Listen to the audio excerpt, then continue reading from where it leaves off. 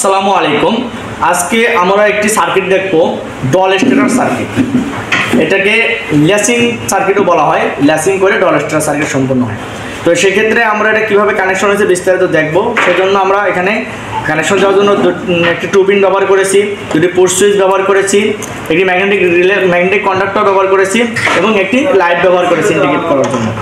তো এখানে আমরা ল্যাচিং করার জন্য আমরা টুপিন সকেটের ফেস তারটাকে আমরা পুশ সুইচের এনসির এই পাশে কানেকশন দিয়েছি এবং এই পাশ থেকে অপর পাশে এনসির অপর পাশে কানেকশন দিয়ে সেটা আমরা অপর সুইচের এনোর সাথে সিরিজের সংযোগ দিয়েছি এবং অপর সুইচের এনোর এই প্রান্ত থেকে আমরা একটি তার দিয়ে ম্যাগনেটিক কন্ডাক্টরের এনোর অপর প্রান্তে সংযোগ দিয়েছি।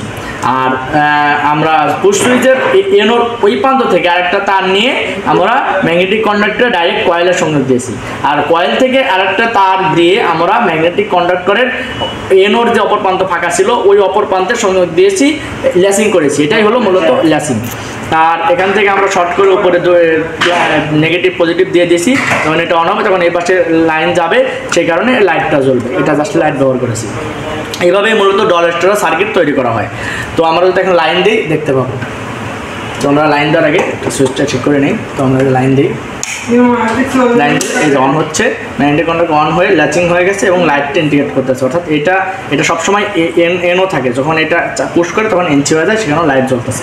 অফ করলাম, অফ হয়ে গেল। এটাই হলো মূলত কমপ্লিট ডল স্টেটর সার্কিট। ধন্যবাদ।